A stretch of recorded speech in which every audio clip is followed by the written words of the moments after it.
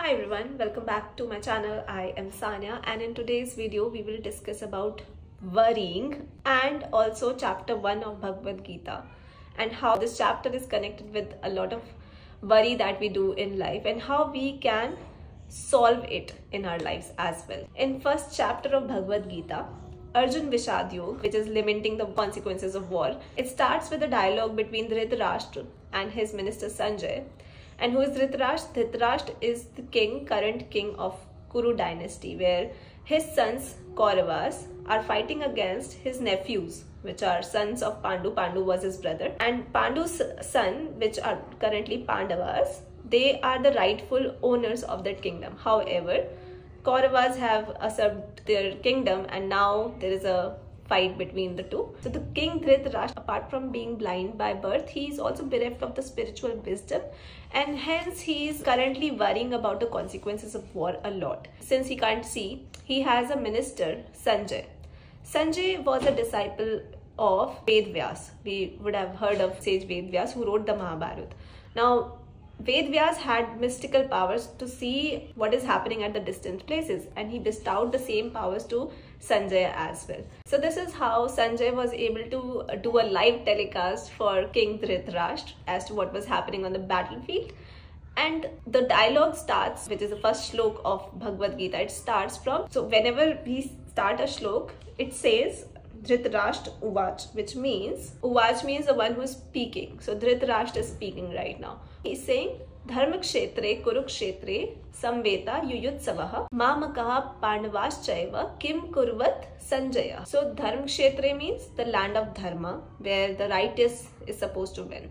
Kurukshetra, where a lot of sacrifices have been performed and a lot of yagnas has been performed by celestial gods, and hence it's very powerful. And this is why he's also using these words. We'll talk about them. Samveta Yuyutsava. It means having gathered at that holy place. What did my sons and the sons of Pandu do? Now he's already describing that these are my sons and those are sons of Pandu. Although they both belong to the same bloodline.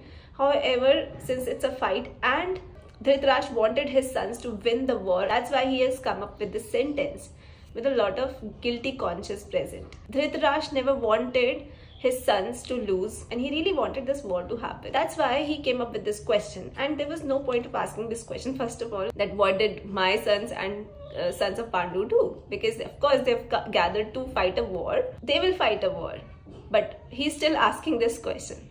So that is where he is kind of really worried right now as to what will be the consequences of war. What if Kauravas lose out of the influence of this holy place and they'll negotiate a truce between the two armies and the war will not happen at all. So Dhritarashtra felt great dissatisfaction at this possibility.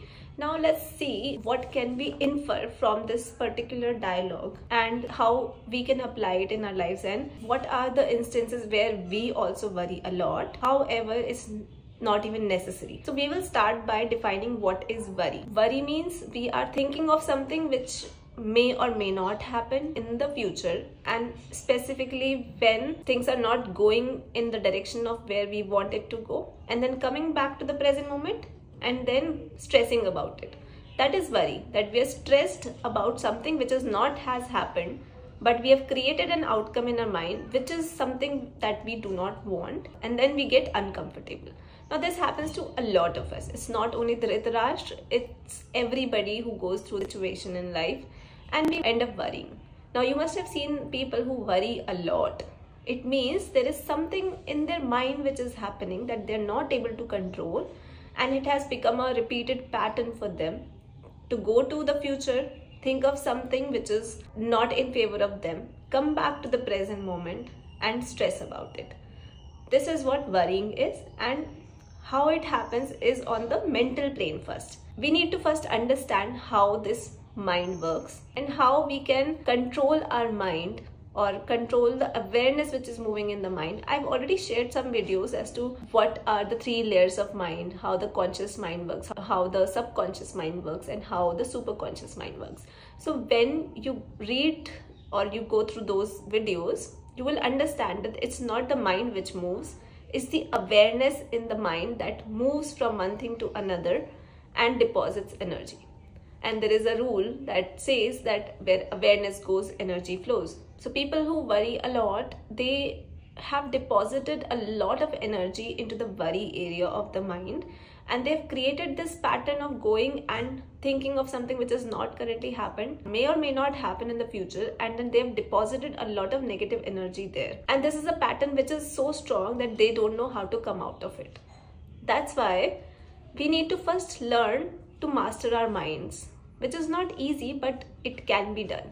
We need to first become in control of ourselves by learning how the mind works, and then step by step, from a distance, we can understand what are the current patterns in our life where the awareness is going again and again without us being the master of it. It is in charge of itself. And there is a rule which says that where awareness goes, energy flows. It means you have visited that area of the mind since maybe a very long time, and you've deposited a lot of energy there, and now it's time that you take control of your life and your mind and break those patterns. And to do that, there will be systematic process which we can't cover in this video.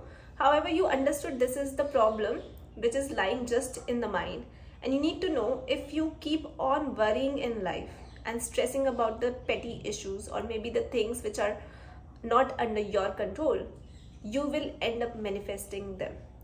Hence, we really need to be in charge of our own and be responsible of our own life and our own minds, and take little steps every day to work on ourselves, on our mental health, on our spiritual health, and eventually lead a fulfilling life where we don't worry, and whenever we worry, we know how to come back to the present moment. And I will see you in my next video where we will talk about the chapter 2.